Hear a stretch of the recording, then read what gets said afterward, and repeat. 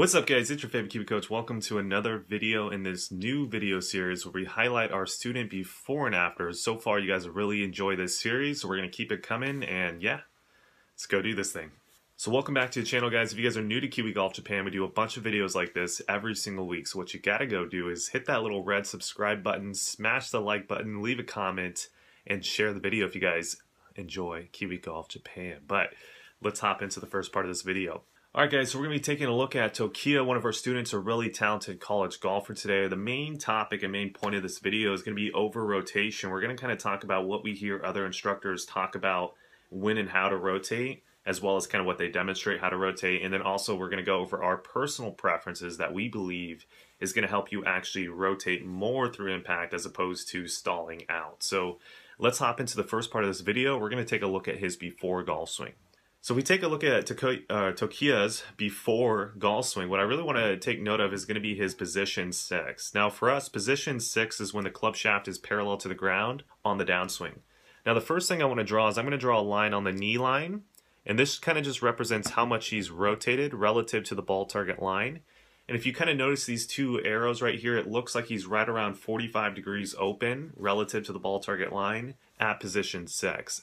Now for me, and my personal preference, I think this is over rotation. I think this is too much rotation and it's too early. So for him from here, what we're going to start seeing is we're actually going to see him stop rotating through impact, and we're actually going to see him start extending and the hands start taking over. Now for me, I personally don't prefer that through impact with irons because I think that that's going to lead to a lot of face control issues, a lot of starting line issues, which is exactly what Tokia was complaining about in when we first kind of started teaching him. So let's go kind of show you what his before swing looked like from position 6 to 7 and then 7 to 8, and you guys are going to kind of see what I mean here. So if we take him down to position 7, what we're going to start noticing is from here to here, we're going to start seeing a little gap between the legs. Like you can see a little bit of space right here, right? Notice how you can kind of see the background through his two legs. So essentially what that means is he's really open at position 7. And to give you guys like a number, I would say, let me go draw a line here.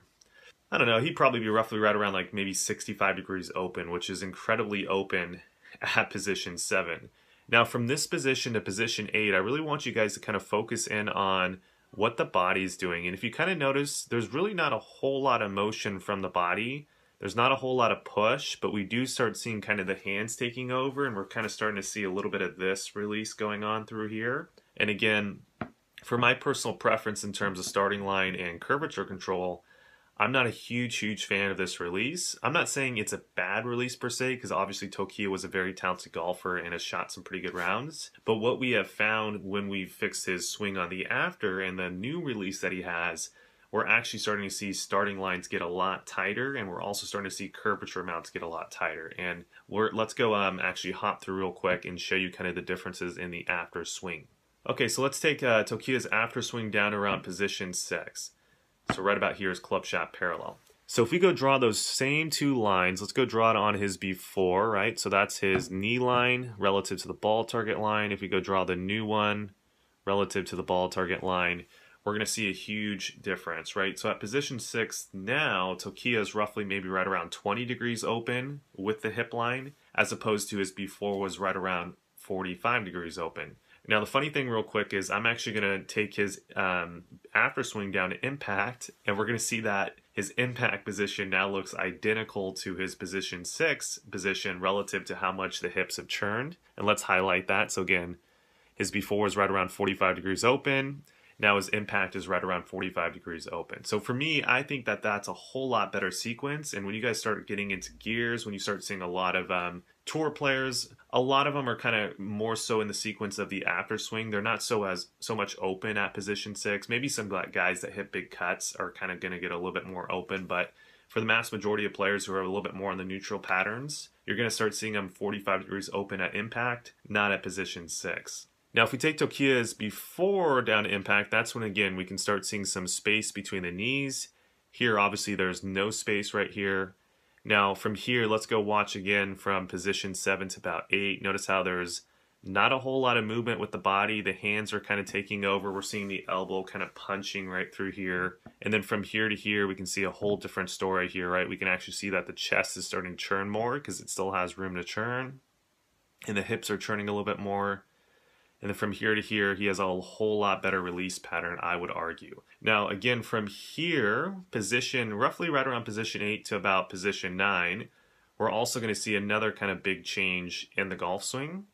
So if we stop him right there in his before, and then we take a look at his after as well, right around the same position, we're going to see a massive difference in basically the way that the right arm has exited. So let me kind of highlight that real quick. So if we draw an angle right here, this basically just represents kind of the right arm's exit point.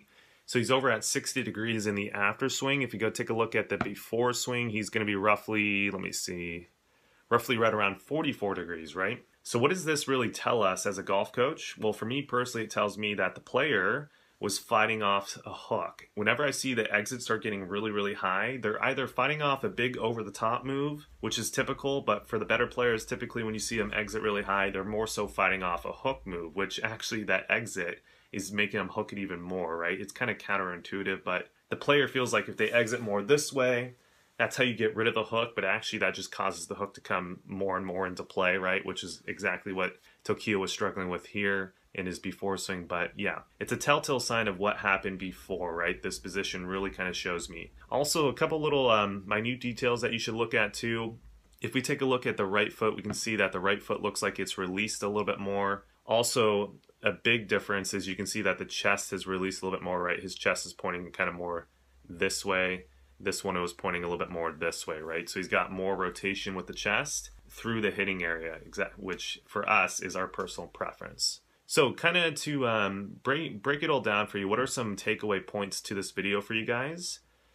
I think a lot of you guys could be a lot better, especially the ones who are really practicing rotating a lot. You got to be more detailed with the sequencing of rotation.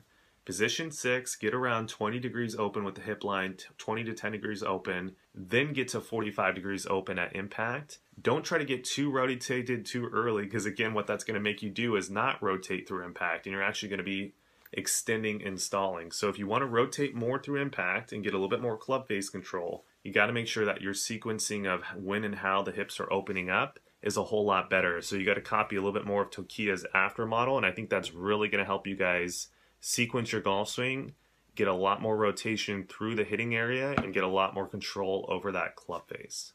Alright guys, so that's pretty much the end of this video. I hope you guys enjoyed it. If you haven't already, go down there, smash the like button, leave a comment, let me know if you guys like this video. Share it with your friends as well. Also, we have an upcoming seminar at Greenwich. It's going to be about matchups. It's exactly what we did with Tokiya here. We had to match up his sequencing of rotation to what pattern he wanted to have, which was more of a straight ball pattern. And again, matchups is so important, and it's also great for instructors. It's great for you, the advanced players out there who are trying to learn the swing yourselves. I highly recommend going to this seminar. It's going to be at Greenwich on December 2nd through 6th.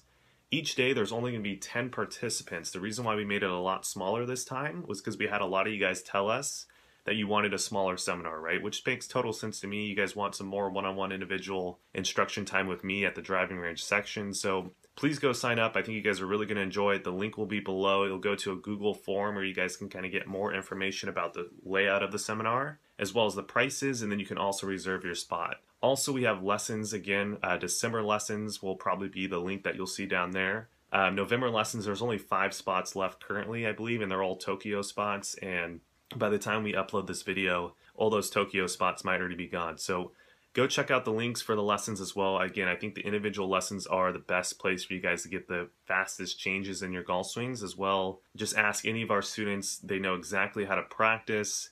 They know exactly what the implementation process is to change their swing. Again, I think we're doing hopefully really good work with our students in terms of letting them know exactly what they have to do to get better. We talk so much about the process after the lesson as opposed to getting them better in the lesson, right? So I think that's super important for our, you guys out there as golfers. So anyways, like this video, all that good stuff. I'll see you guys again next week.